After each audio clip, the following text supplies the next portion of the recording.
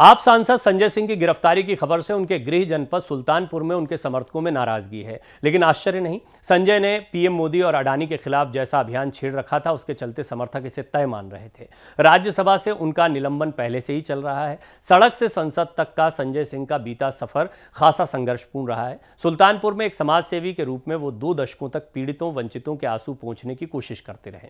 उनके दवा और इलाज की हर मुमकिन कोशिश भी करते रहे। संवेदना के सिर्फ शब्द नहीं परोसे, 40 से अधिक बार खुद रक्तदान किया है। ये वहां पर उनके समर्थक बताते हैं। सुल्तानपुर में उनकी ये एक इमेज साफ देखने को मिलती है। सेवा समर्पण की कोशिशें जब संवेदनहीन व्यवस्था में अनसुनी रहीं तो संघर्ष भी बढ़ चढ़कर उन्होंने किया, ये भी उनके समर्थक कहते हैं। जनहित के सवालों और गुमटी पटरी दुकानदारों वंचितों के लिए बार बार धरना प्रदर्शन और रास्ता जाम किया। अनजाने से मंच बैनर थे और लेकिन वो लड़ते रहे। इससे जुड़े मुकदमे अभी भी संजय सिंह का पीछा कर रहे हैं और सुल्तानपुर की अदालतों में उनकी पेशियां चलती रही हैं। इस जज्बे से उन्हें अन्ना आंदोलन का मंच भी मिला। उसने उन्हें और निखारा, शोहरत भी दी और परिपक्व बनाया। आम आदमी पार्टी के राष्ट्रीय प्रवक्ता बनाए गए। पंजाब समेत कुछ अन्य राज्यों का भी प्रभार मिला। फिलहाल उत्तर प्रदेश में पार्टी के प्रभारी हैं। राज्यसभा के सदस्य के रूप में, एक मुखर सदस्य के रूप में उनकी पहचान है। वो आम से खास हो चुके हैं, लेकिन अपने घर और शहर सुल्तानपुर की गलियों सड़कों पर पुरानी टोली के साथ वैसे ही आम आदमी हैं, जिसके हक में अड़ लड़कर वो सर्वोच्च सदन में पहुंच गए। सुल्तानपुर पहुंचते ही वो पुरानी भूमिका में लोगों का दुख दर्द बांटते और लोगों के बीच बैठे बतियाते नजर आते हैं। ये सारी बातें अब सुल्तानपुर में चल रही हैं। दरअसल सुल्तानपुर एक ऐसी जगह है जो राजनीति के लिहाज से बहुत महत्वपूर्ण मानी जाती है और उत्तर प्रदेश में ये सियासत का केंद्र भी रहती है। संजय सिंह यहाँ के लोकल हैं, लेकिन संजय सिंह फिलहाल अपनी गिरफ्तारी की वजह से चर्चा में। भ्रष्टाचार के बहुत गंभीर आरोप लग रहे हैं। हालांकि उनके पिता ने स्पष्ट तौर पर कहा कि ऐसा कोई आधार नहीं मिला जिसके आधार पर उनकी गिरफ्तारी होनी चाहिए, लेकिन अधिकारियों को उन्हें गिरफ्तार करने को कहा गया होगा, इसलिए उनकी गिरफ्तारी हो गई। ये बयान संजय सिंह के पिता का है।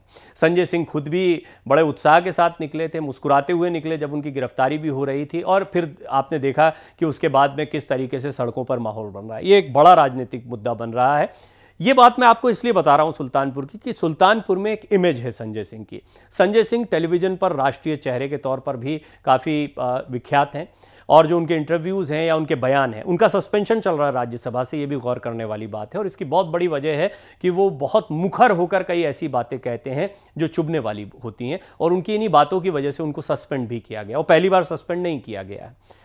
तो खासे चर्चित हैं वो। ये समझना जरूरी है कि सुल्तानपुर में अगर कोई हवा बनती, कोई माहौल बनता है तो इसको कैसे राजनीतिक मुद्दा उत्तर प्रदेश की सियासत में भी बनाया जा सकता है। सुल्तानपुर के घबड़िया मोहल्ले के निवासी आम आदमी पार्टी के राष्ट्रीय प्रवक्ता और राज्यसभा सांसद संजय सिंह ने खुद के बनाए रास्ते पर चलकर ये मुकाम हासिल किया। संजय सिंह के मोहल्लेवासी उन्हें प्यार से गुड्डू कहकर बुलाते हैं। शहीदों की याद में गठित शहीद स्मारक सेवा समिति बैनर तले करतार केशव यादव के नेतृत्व में शुरुआती दिनों में जनसेवा का ककहरा सीखने वाले संजय सिंह ने बाद के दिनों में आज़ाद समाज सेवा गठित की।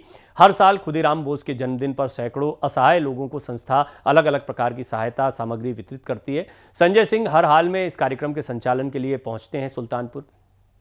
संस्था के सेवा सहयोग के कार्यक्रम कई सालों से चले आ रहे हैं। संजय के माता पिता दोनों ही सेवानिवृत्त शिक्षक हैं। पिता दिनेश सिंह इंटर कॉलेज में प्रवक्ता, तो माता श्रीमती राधिका सिंह प्राथमिक विद्यालय में प्रधान अध्यापिका रही हैं। शिक्षक दंपत्ति का सपना था कि बेटा पढ़ लिखकर नौकरी करे, इसलिए प्रारंभिक शिक्षा के बाद इंजीनियरिंग की पढ़ाई के लिए उन्हें उड़ीसा भेज दिया गया, जहाँ कोल माइनिंग में इंजीनियरिंग की डिग्री लेने के बाद वो घर वापस आए और संजय सिंह ने धनबाद में नौकरी ज्वाइन कर ली।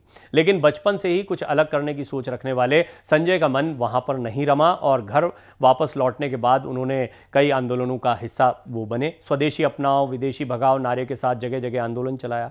प्रदेश के बाहर भी गरीबों की सेवा के लिए कदम बढ़ाए।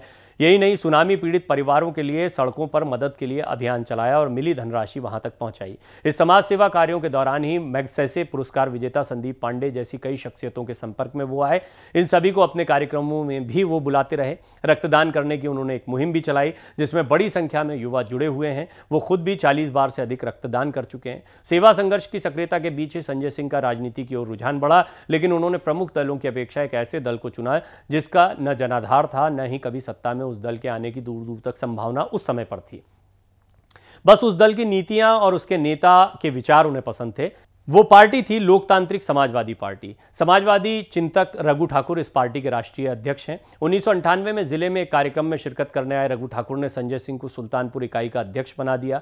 सेवा और राजनीति के दोनों मंचों के जरिए संजय ने जनता की आवाज उठाने में कोई कसर बाकी नहीं छोड़ी। इसी पार्टी से डॉक्टर लोहिया के सहयोगी रहे प्रख्यात समाजवादी नेता त्रिभुवन नाथ संडा के पुत्र अनूप संडा भी जुड़े थे। आगे चलकर अनूप और संजय सिंह की जोड़ी जिले में काफी हिट रही। दोनों लोगों ने मिलकर अस्पताल, नगरपालिका, बिजली विभाग, पुलिस प्रशासन और जिला प्रशासन आदि में व्याप्त भ्रष्टाचार के खिलाफ लंबे समय तक लड़ाई लड़ी। नगर की हर समस्याओं को लेकर वो मुखर होते रहे।